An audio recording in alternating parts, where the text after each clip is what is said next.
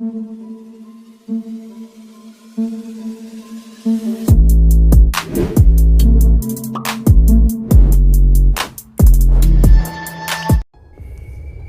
दोस्तों, scary story official में आप सबका स्वागत है।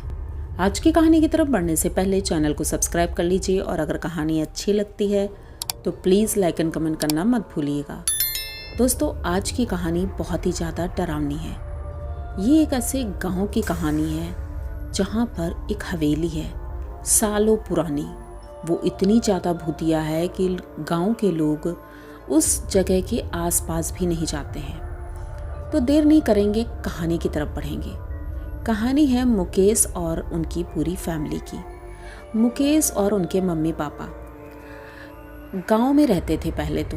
मुकेश तब छोटा था, लगभग 5 साल का था, और उनके पापा, मम्मी, चाचा, चाची और दादा दादी सभी लोग साथ में रहते थे। लेकिन दादा दादी जब गुजर गए उसके बाद चाचा जी और चाची जी मम्मी पापा से किसी बात पर झगड़ा करते थे।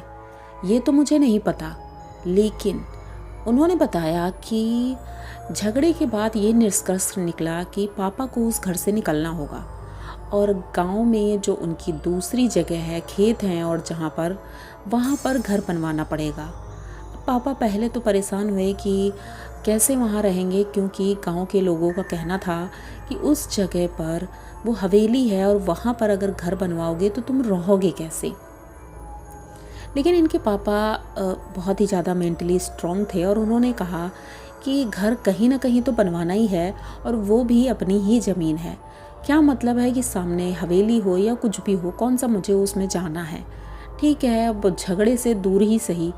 तो गांव छोड़ करके उन्होंने उस जगह पर अपना घर बनवाया, जहाँ पर बीच रास्ते को छोड़ करके इनके घर के ठीक सामने वो हवेली थी। पहले यहाँ जंगल हुआ करता था, लेकिन धीरे धीरे लोगों ने वहाँ भी खेत बनाने शुरू कर दिए थे, इसलिए अब वहाँ पर खेत भी थे।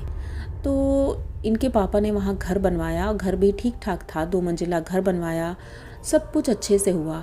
मुकेश और उनकी फैमिली वहीं रहने लगी। मुकेश धीरे धीरे बड़ा होने लगा था। जब वो 10th क्लास में पहुंचा था, तभी उनके पापा ने डिसाइड किया कि यहाँ गांव में कोई स्कूल नहीं है, तो इसे शहर भेजते हैं पढ़ने के लिए। 10th के बाद मुकेश को शहर भेज दिया। वो हॉस्टल में रहकर पढ़ाई कर रहा था।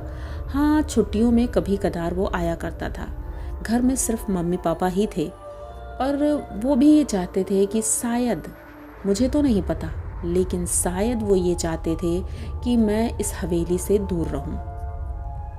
वो तो जो भी हो, लेकिन जब मैं हॉस्टल में था तो मेरे वहाँ कुछ दोस्त बन गए। एक दोस्त था शिवम। शिवम मेरा बहुत अच्छा दोस्त बन गया था, और शिवम का पहले से एक दोस्त था संजय। तो वो दोनों शुरू से ही दोस्त थे, लेकिन जब से मेरी शिवम से दोस्ती हुई तो संजय भी मेरा दोस्त बन गया। अब हम तीनों का गुट था। हम तीनों ने साथ में ग्रेजुएशन किया। फाइनली वो दिन आया था जब ग्रेजुएशन का लास्ट एग्ज़ाम था हमारा। तभी मैंने उन दोनों से कहा कि क्यों ना इस बार छुट्टियों में तुम दोनों हमारे गांव चलो।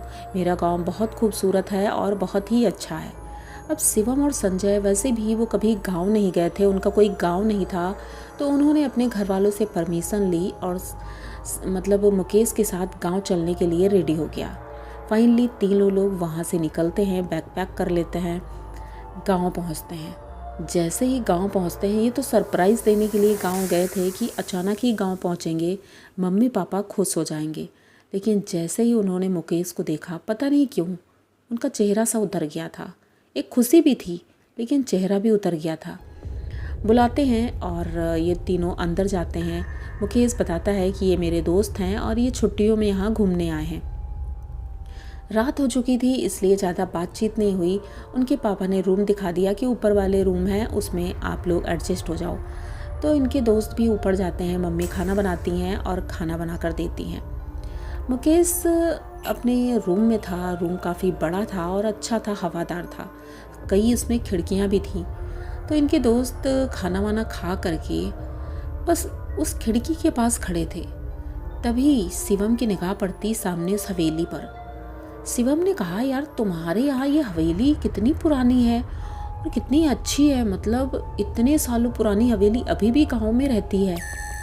मुकेश कहता हाँ ये बहुत सालों पुरानी है और मैं तो इसके बारे में ज़्यादा कुछ नहीं जानता क्योंकि मैं खुद यहाँ नहीं रहता हूँ, लेकिन पापा बताते हैं ये सालों पुरानी है और हम कभी इसके अंदर नहीं जाते हैं, गांव वाले भी नहीं जाते हैं, कोई इधर नहीं आता है, कहते हैं इसमें भूत है। तो शिवम और संजय दोनों हंसने लगते हैं।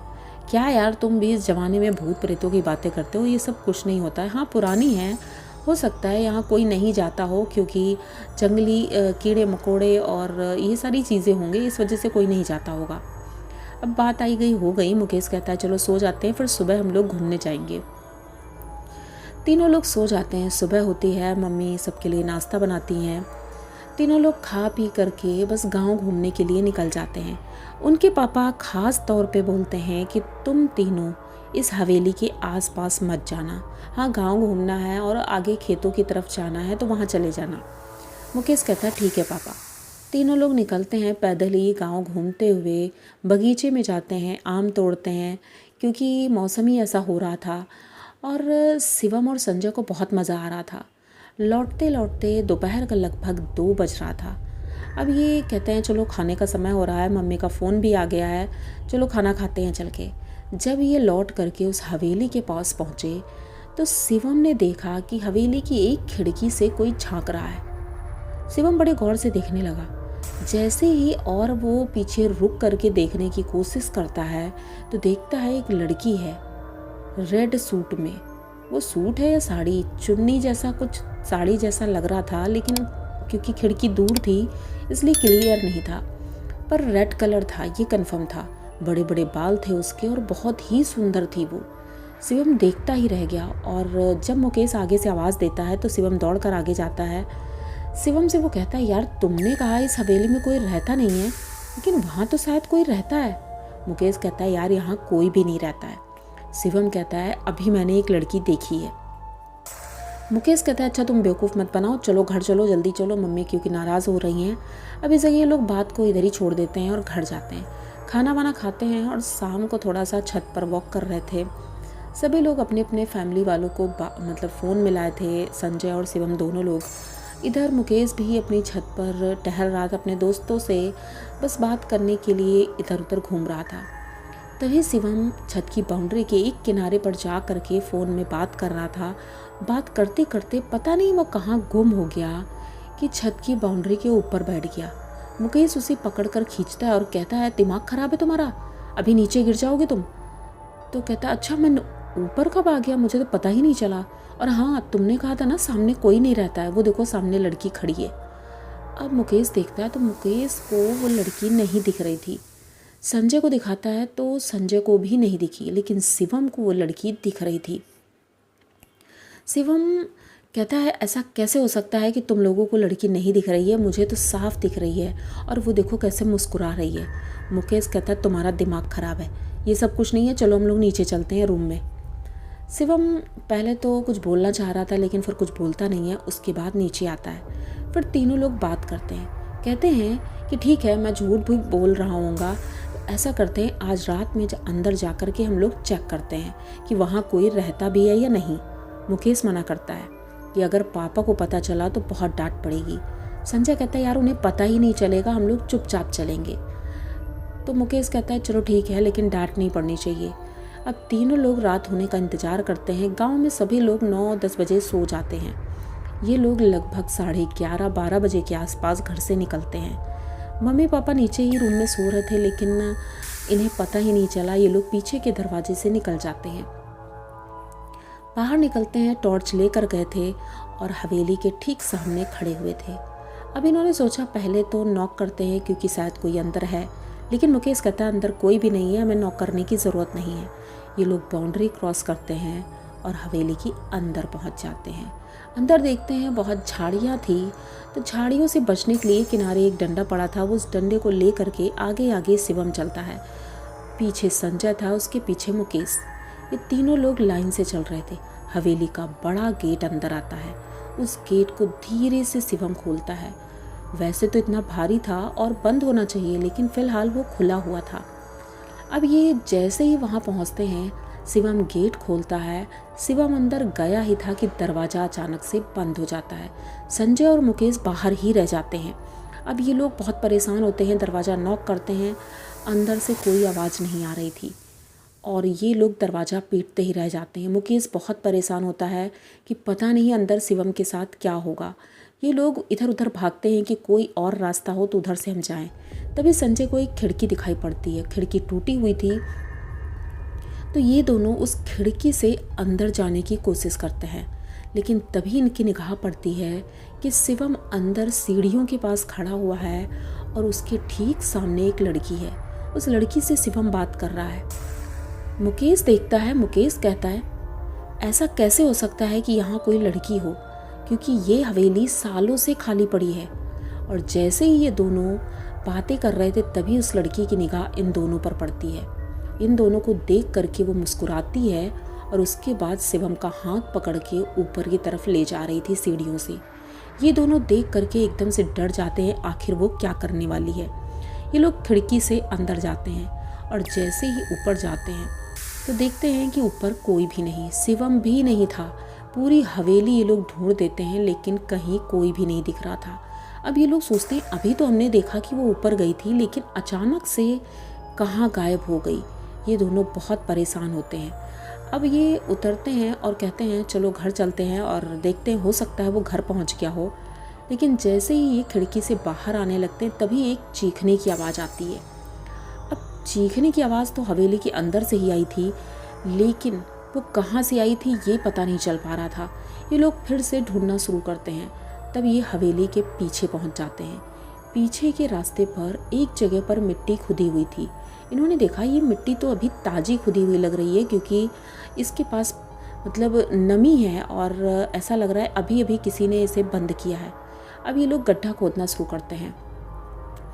आप लोग मानेंगे नहीं, जैसे ही ये गड्ढा खोदते हैं उसके अंदर शिवम मिलता है।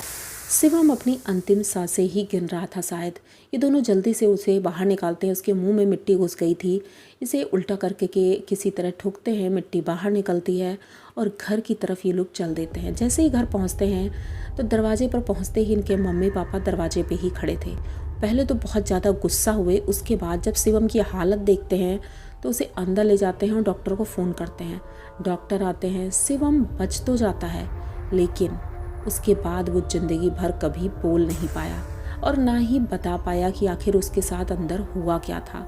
उस दिन के बाद से शिवम और संजय दोनों अपने घर तो चले जाते हैं, लेकिन मुकेश के लिए ये भी एक पहेली ही बन गई कि आखिर उस हवेली में उसके साथ क्या हुआ।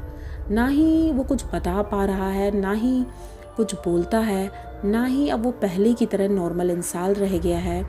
पता नहीं क्या हुआ, उसकी तो ज़िंदगी पूरी बर्बाद हो गई। लेकिन मुकेश कभी भी उस हवेली के आसपास नज़र नहीं आया।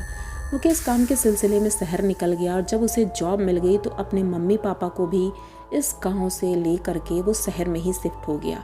अब उसके बाद से उसका गांव में कभी आना जाना नहीं हुआ, लेकिन कहते हैं वो हवेली अभी भी है और गांव के लोग उधर अभी भी नहीं जाते हैं।